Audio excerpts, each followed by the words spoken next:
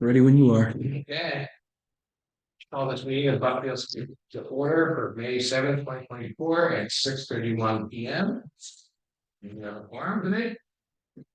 Old business, emergency management update, Vivian. Okay, so we already have the workshop scheduled, hopefully you guys are looking at that.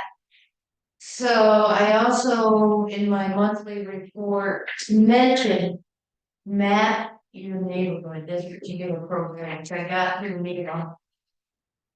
Because I was thinking that maybe there was a way that we could incorporate it into our emergency operating plan for the public, for our citizens, for our residents. Because there's one line in there and I put it in I put it in the monthly report about the real first responders are us. Because fire and rescue are gonna be dealing with life threatening stuff, public works was gonna be clearing the roads so that fire and rescue can get through. And so they specifically have you'll see it, I think it's the second page, mine. Map your neighborhood in rural settings. And I remember we should be, I forgot two things, so I'm gonna jump back the monthly monthly report.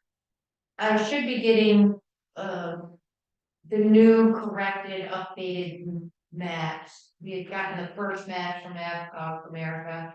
Should be getting the new ones first, second week of May. She got hit with a ton of ordinance work for everybody's town meeting, so I said, don't worry about it. And take that map and divide it into quarters, maybe, might be something we could do. And so I just want, and then plus, regardless of whether we use it or not, it's good information that you can spread around. Suggest to your neighbors, so on and so forth, simple little things like how to shut your propane tank off, and maybe it'll be a street by street thing. I know on my street, we're all pretty much connected, so if anything, especially because it dead ends into the dirt road, the Jeep road. Yeah, we all look out for each other on our road, and maybe that's how it'll turn out, but to consider anyway. And that way when you see it in the monthly report, you know what it is. The second thing that I forgot to put in the monthly report was that, and I apologize to Deputy Director Tammy Sprague over at Oxford County, because we had another meeting with the Buckfield Junior Senior High School. And actually I thought it was a pretty productive meeting. I mean, we had good conversation. Some more paperwork and plans to look at. The school has their individual work to do, just like we have our individual work to do. There is not a preset date for another meeting yet, but Karen will let us know. And I apologize for not putting that in the letter. So that's it. And do you guys have any questions for me based on that report or upcoming workshop? I think maybe all good. No, I think we'll do a lot of work at the workshop and Okay, get all caught up.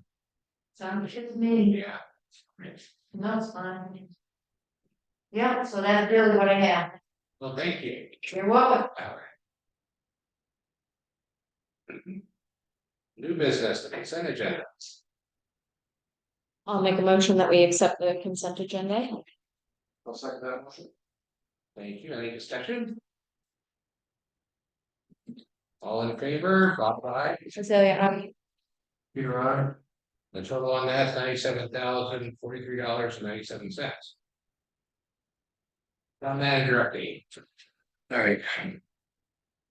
My bad. Don't hold it against my department heads. Some of them did send me reports. I didn't print them out, so I just have mine. So I'll bring theirs to you guys at the next meeting. We got the proof for our ballot for June 11th. There was a few minor changes that needed to be made, but we're still on track. Fingers crossed. The reval is still ongoing. Residents can expect to be notified of their updated valuation sometime in July. That was the original proposal, and so far we're on track. So I've received a lot of questions about when will they see that.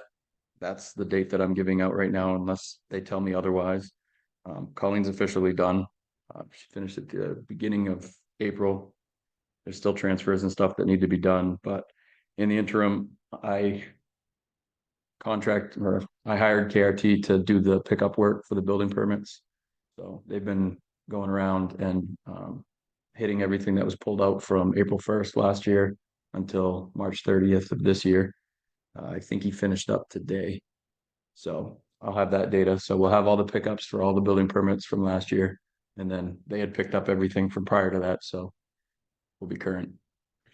On April 23rd, I don't know as if I shared this information with you. I received a letter from the town's attorney saying he's retiring at the end of May and their office is closing. So given the time frame, I took it upon myself to send out requests for proposals, send it to 7 or 8 different law offices that practice in municipal law. And then I also posted it on MMA's website. I've had one reach out to me and ask me how many copies of the proposal we needed. So at least they received them. I can't remember the exact due date. I can't remember what I put on there for a due date, but I believe it was like a week before the 31st. Jack's still working on the library cemetery deed issue. So hopefully he'll have that done before he's done. I picked up all our other files, so I have all of the legal files that were at his office outside of what he's currently working on. Construction began on both softball dugouts at the Crossroad Recreation Field as well as the baseball field. That was the one that was damaged by the December storm. The baseball one's pretty much done. There's some just finished work that needs to be done, paint. But that one's all cleared up. All the debris has been hauled off. The one at Bessie Field has been cleared up in a pile, which is there's a bunch of brush and stuff over there that'll be hauled off with that. As many of you who have driven by Bessie Field or been up there may have noticed, when we were doing that cleanup, from a mitigation standpoint, the tree line was extremely dangerous for anybody that was using that field. The branches were already falling on our facilities, plus they were taking out fences. So I talked to Weldon when we were over there, and we decided that it was, from a safety standpoint, it was in the best interest of everybody to just push that tree line back a little bit. We didn't go in and cut a ton of trees. We just pushed that back so that anybody that's parked there or playing there isn't going to get killed by a tree. So I know it's probably not a favorable decision, but the trees were dangerous. They're dying. Yeah. So my recommendation to you all is, at some point, it may make sense to have a forester come in, look at what's there and tell us what needs to be done. I think, in my personal opinion, I know years ago there was a lot of pushback on what should be done. A lot of those trees are past their prime, and it's killing other trees. I really think what the responsible thing would be to do, but I'd want to talk to a forester, would be to go through there and cut it and then replant. And then in 50 years, it can be somebody else's problem.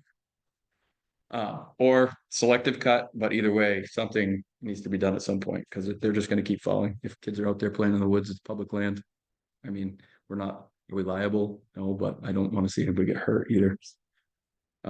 So that's what's going on there. I actually received compliments about how well it looked. The debris, the brush and stuff will be cleaned up or hauled off shortly. So the plan is also to resurface that field that was paid for from last year's budget. It's just a matter of timing and needing to get it done, but it's already been paid for. So that field will be resurfaced, and then we'll focus on cleaning up the field and the dugouts and the backstop, so it actually looks like a nice usable field again. So what else did I do? Oh, I spoke with Carlene Tremblay from Senator Susan Collins' office, and then I submitted a request for CDS, or congressionally directed spending, to try and get the full window project taken care of. It's through USDA, so there is a town match portion of that. However, where we applied for the community action grant, that 50,000, if we're awarded that, can be used as part of the match. It's just matching. It doesn't have to be town matching. They need matching funds. This will have to go through a whole process. We probably won't even know until next year, which opens up the next round of funding for the community action grants, which at that point we'd be eligible to apply for that one too, because that's open to everybody. It'd be a little bit more competitive, but theoretically we could potentially get all the windows replaced and not have to tax out any money or use anything from undesignated funds. So we've followed up a couple of times about it, and I'm staying in touch with her, so we'll see where it goes. It would be ideal. Obviously, I just hit on the community action grant. I was successful in applying for that. I think I talked about that at our last meeting. And then I attended the AvCog General Assembly meeting. I don't know if you got my email or you were busy that day, but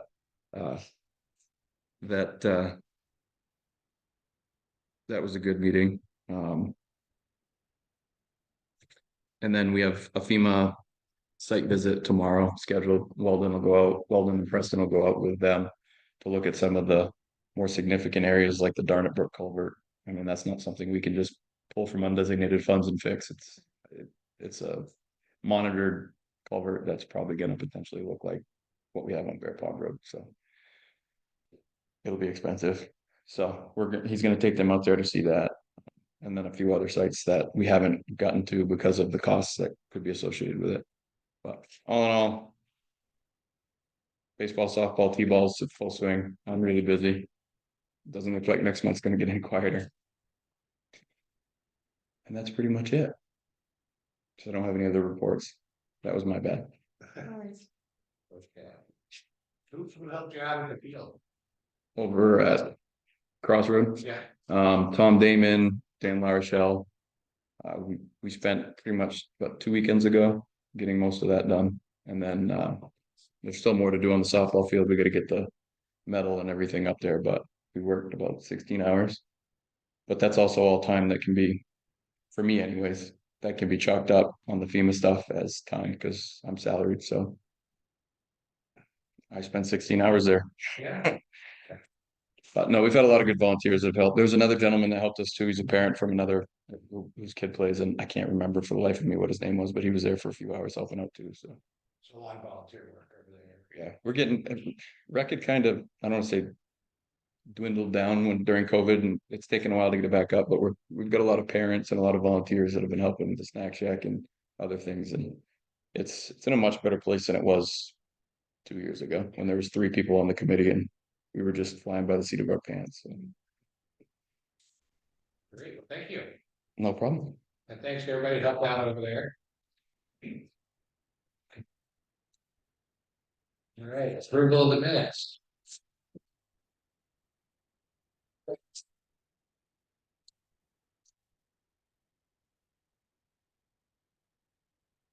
Right, so I'm gonna come back next.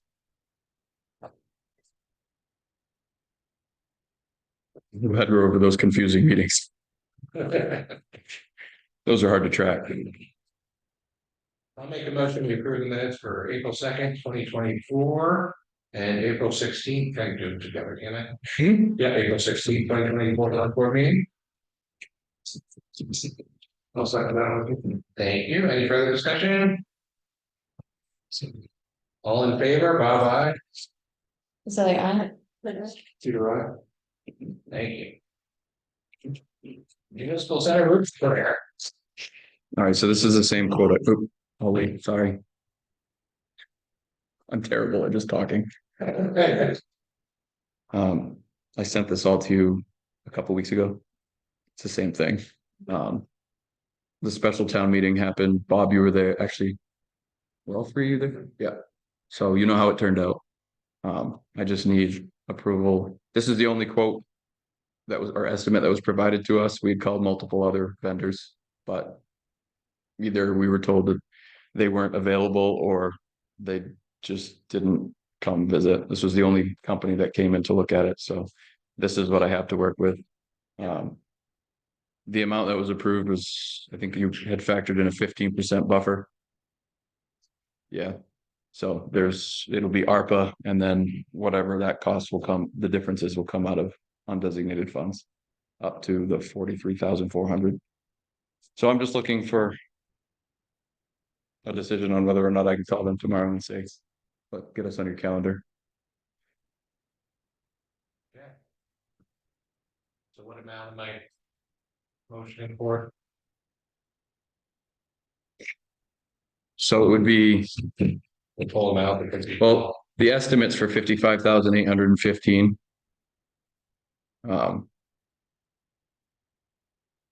I would. I'd approve the proposal, right? I'd vote to approve the proposal. And for the cost not to exceed what was approved by special town meeting and the ARPA allocations. Okay, so I'll make a motion to approve the proposal for the roof repair not to exceed the amount. Approved at the special town meeting, including the ARPA funds. Is that right? Mhm. Okay. I will second that motion. Thank you. Any discussion? All in favor, Bob, aye. Azalea, I. Heather, I. Peter, aye. Okay, field rescue 451 remount proposal. You'll only have one. Yeah, I mean, we had one company. I had told you that I had the rescue chief look into a truck chassis as well. And then I saw that price and that's significantly higher than the van chassis. The other company never provided a proposal, so there's only two in the state. This is what we got. I'm not well, I guess there would be, you'd need, if you were to approve this proposal, again, I think we've discussed it, it's going to be over the course of several months into a year and a half, probably 2 years. I know you've been waiting on yours, but I really what I'm looking for right now is approval to have them order the chassis, which will come out of the reserve account. No, it was page 13 Page 13. of the first one, not the truck one.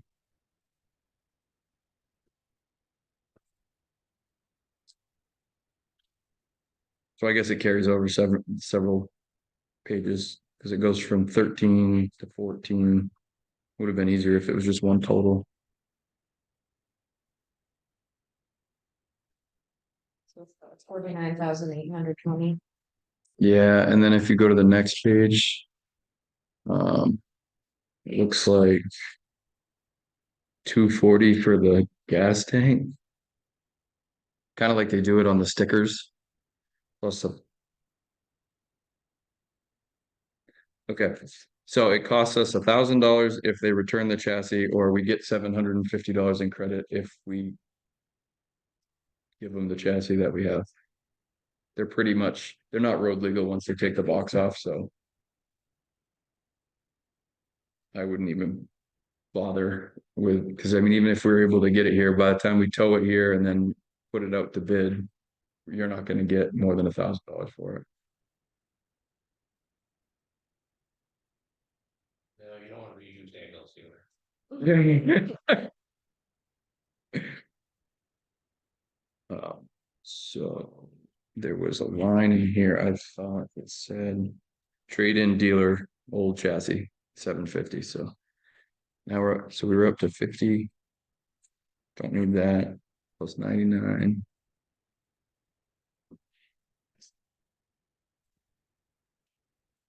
Pick up and deliver to PL Custom. All right, so it's roughly $50,159 is what the chassis itself is. And there is enough money in that reserve account, and there's still enough money to put towards this project, and we still will have the next 18 months to fund the remainder of the project. There was 103,000 in there before, so we really need to come up with like 78,000. We're earning interest on it every month too, so that helps. And if we don't get the money, then we still own the chassis. Yeah. That's the thing, because if you don't, you're waiting. So Mhm. you need to- Yeah.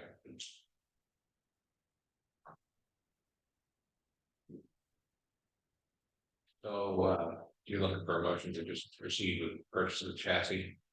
Yeah, Alright, so I'll make a motion that, we proceed with the purchase of the ambulance chassis from Del Custom. Put that as a reserve funds. Do you want me to put a number on that? Because it'll be in the ballpark. Not to exceed, 60,000. Just not to exceed 60,000 not to exceed 60,000. in case I missed something in there, but Okay. It's good. About that motion. Thank you. Any discussion? All in favor, Bob, aye. Lily, I. Okay. Peter, aye. Yes, aye. Yeah, the rest they usually do on free. Yeah. So, which is. They can't get us on the calendar until 2020, end of 25, 26. So we're talking years.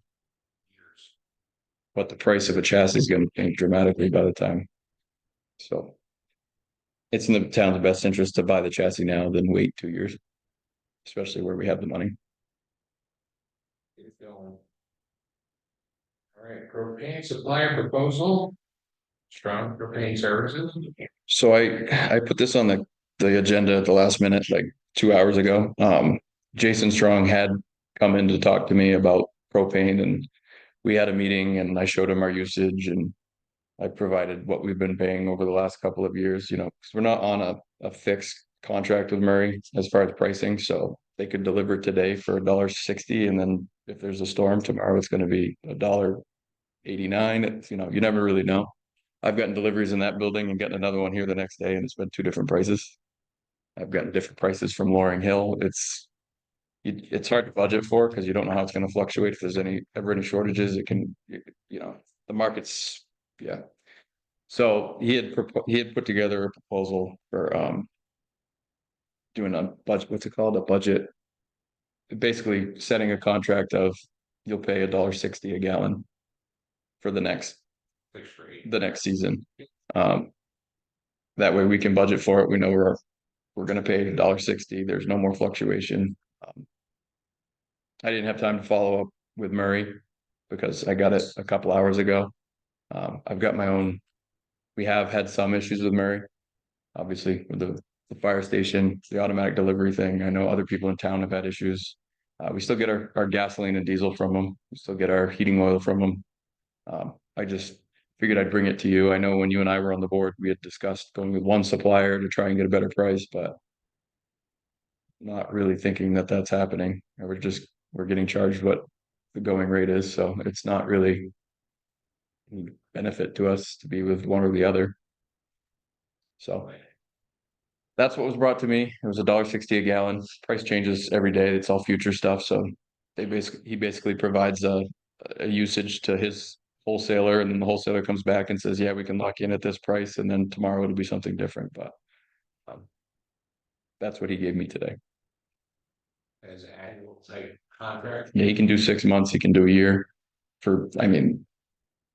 why wouldn't you do it for a year? Right. I mean, if the prices do go down, it's still, I think our average this year was over 165.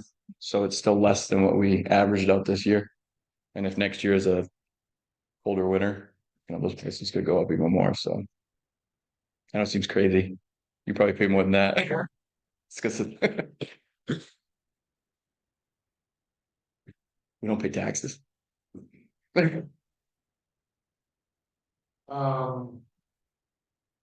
When we talked to him.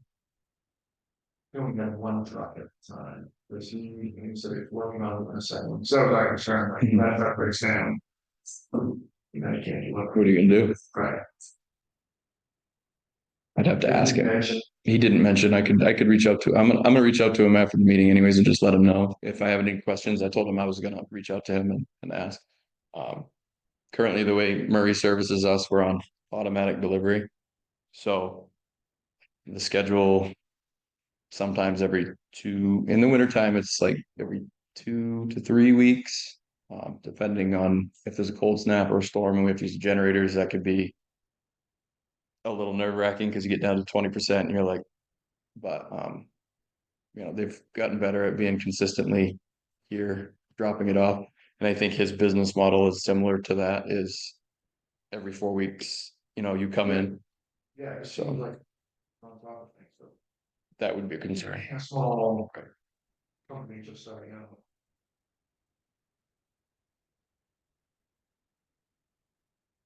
Any other questions for him? That way I can go all at once.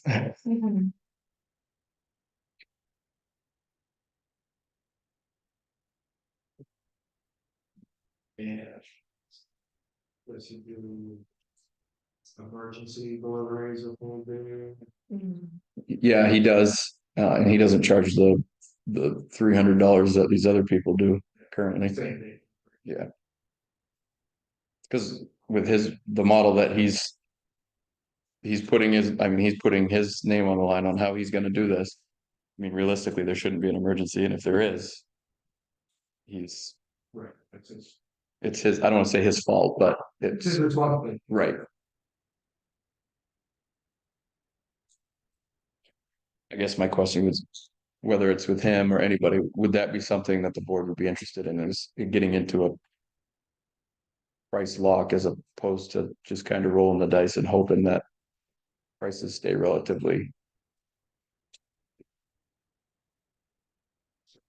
What's he do to fund it for? I only have 1 year worth of usage here so data wise, I only know how much we used this year, and this year was kind of mild. Look at the history of what. Propane prices have been, I guess. Right. Figure out what it's. That needs to be. Much of that. Would it be using tanks we already own, or would it be using theirs? So my understanding, and you might be able to correct me, is Murray owns that tank, and I think they own that tank, and a lot of times when you switch a supplier like that. He'll either switch tanks, or sometimes the other oil company will sell them the tank, sometimes they won't, so that means he's responsible for setting that stuff and dealing with that. Not something I really have to worry about. I wouldn't want that job, but that would be something that he'd have to deal with. Because I do know that one is owned by Murray's. That one says Murray's on it, and it's been there for a long time, so I'm assuming that one's Murray's too. Usually if you see their sticker on it, then.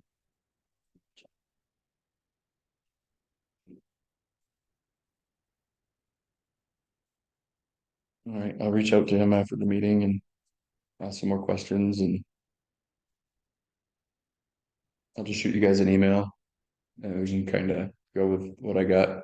It might, the price might fluctuate or whatever, because like I said, he's got to check it every 24 hours, but at least you're asking questions and want to know.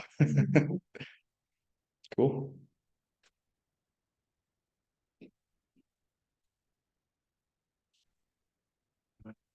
Make some. Drop the card off, and say, Lucky's. Gosh. It's crazy because there's so many out there. And this was what we ran into when because we were using Ness and we were using Murray's. I think at the time that was the only two we were using, but we were getting like gas from Ness. Or diesel from Ness, gas from. I don't know what was going on, but it was. Lorna didn't like having multiple, it was easier to write out one check. Well, I'll tell you right now, when I'm putting stuff into the computer and I have a stack of Murray slips this big, it really doesn't save me any time, whether it's Murray's or Ness or Lucky's or anybody else. But I mean, really haven't done anything as far as price shopping. I've just kind of gone with it and just hoped that we were getting the best deal. So nobody's really approached me in the just under 2 years that I've been here. This is the first time that somebody actually reached out. So I figured it was worth at least entertaining.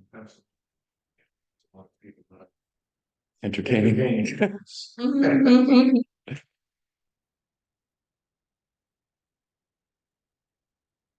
All right, thank you. Yeah, definitely important to shop around. Mhm. Good. Other business, anyone have other business?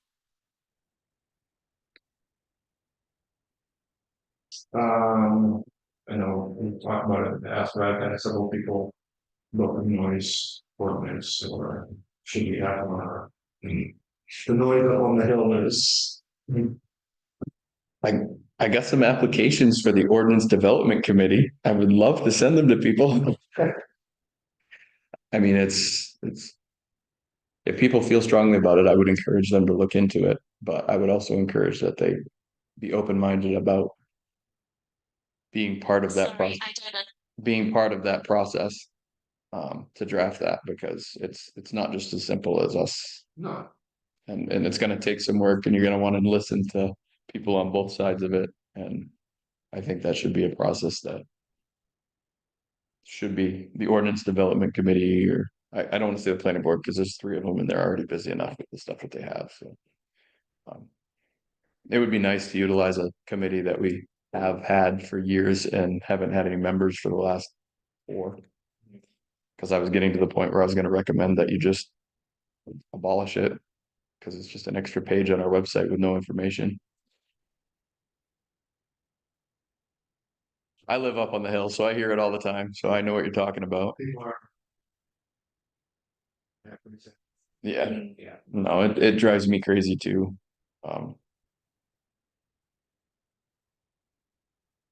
Especially when it's in the middle of the night, early in the morning, or on a weekday when my kids are sleeping. But then I'm the devil's advocate where I'm like, well, when I want to make noise, I don't want to get in trouble. So it's kind of one of those. I'm passed out by time. But I mean, it is an option for the town is to come up with one and then have it, well, I'd say reviewed by legal, but let's wait till we have a lawyer again. Um, but yeah, I mean, that's why some towns have them. We just don't. I definitely feel for people when they call and they complain or are upset about it. There's just not much that we can do without one. Oxford County is going to do the same thing. They're going to say the same thing.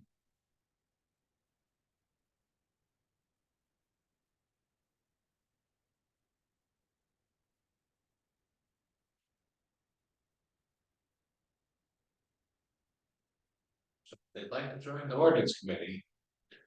Please come see me and get an Yeah, application, or the applications are on our website.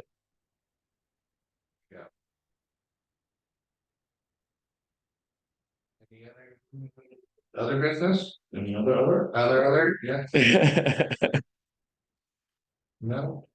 And public comment? There's no more public. No, Any need for executive session today? not for me. Good. Yeah. We want to be quiet. You'll want to. So today's we're in May. Might as well just put it out there for you guys. By August-ish. So I started as interim in August, but I didn't start officially until October as the town manager. So depending on when you want to do that annual review process, it'll either be August or it'll be October. But just keep that in the back of your mind. Just did it. Hey, I'm providing the information to you.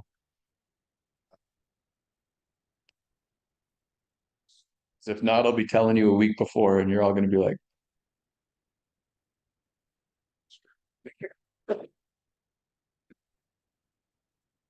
I'll send around some emails on that. Let's see, the upcoming meeting, the EMA workshop on May 14th for just us. Did anybody come to that? I think so, right? what? The EMA workshop. Yeah, anybody can come to that. Yeah. So that's on the 14th at 6:30. I can't be there. They said over there, right? Yeah, the rest. Yeah. 6:30 p.m. Yes. It's the non-Tuesday meeting day, so it would be next Tuesday. Wait. No, I looked at the calendar wrong. For some reason, I thought it was a Thursday. Yeah, right. I can be there. So, yeah, I was looking at, I think at the April calendar or something. But Community events committees that night as well. Yeah, so if we're over there, you should be all set. Planning board on May 15th. And our next select board, May 21st. No one has anything else? I'll make a motion to adjourn. I'll second that motion. All right, all in favor, bye Azalea, I. bye. Peter, any here, at 7:06 PM.